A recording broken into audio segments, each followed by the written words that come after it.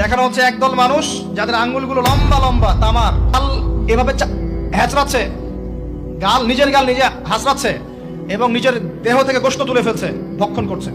নবীজি জিজ্ঞাসা করলেন সাল্লাল্লাহু আলাইহি ওয়াসাল্লাম, এরা কারা? কি কারণে এদের শাস্তি হচ্ছে?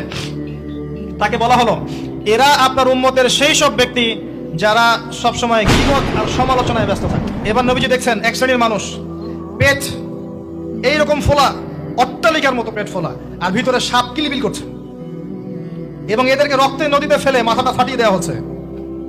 নবী জিজ্ঞাসা করলেন সাল্লাল্লাহু আলাইহি ওয়াসাল্লাম, এরা কারা? এরা আপনার উম্মতের এই সব ব্যক্তি যারা ছিল সুদখোর, রিবাখোর। মানে এই উম্মতের অন্যতম বড় সমস্যা হবে রিবা, যেটা আমি বলেছি, প্রতিটা সেক্টরে রিবা। সবচেয়ে নিম্ন পাপ নিজের মায়ের সাথে জেনা করা, সবচেয়ে উচ্চ পাপ আল্লাহ এবং তার রাসূলের সাথে যুদ্ধ করা, এটা হলো সুদ। এবং এর বাস্তবতা হচ্ছে এই, ধনী দিন দিন ধনী হবে, গরিব দিন দিন গরিব হবে, এটা বাস্তবতা। রক্ত চুষে খাওয়া হয়, এই কারণে রক্তের নদীতে ফেলা হয়েছে। এবং সাপ খেয়েছে তারা, সাপ খেয়ে পেট ফুলিয়ে ফেলেছে। আর একটা হাদিস আগেই বলেছি, যে দেয়, যে নেয়, যে সাক্ষী থাকে, যে লিখে রাখে, সবাইকে সমানভাবে লায়নত করেছেন নবী সাল্লাল্লাহু আলাইহি ওয়াসাল্লাম।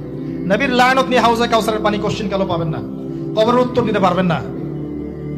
এমনকি নবী সাল্লাল্লাহু আলাইহি ওয়াসাল্লামের সুপারিশ আপনার কপালে নাও জুটতে পারে, সতর্ক হয়ে যান। তিনি আসছেন, দেখলেন এক শ্রেণীর মানুষ আগুন, বড় বড় আগুনের দলা, এগুলো মুখে ঢুকাচ্ছে, পিছনের রাস্তা দিয়ে বের হয়ে যাচ্ছে। নাউযুবিল্লাহ।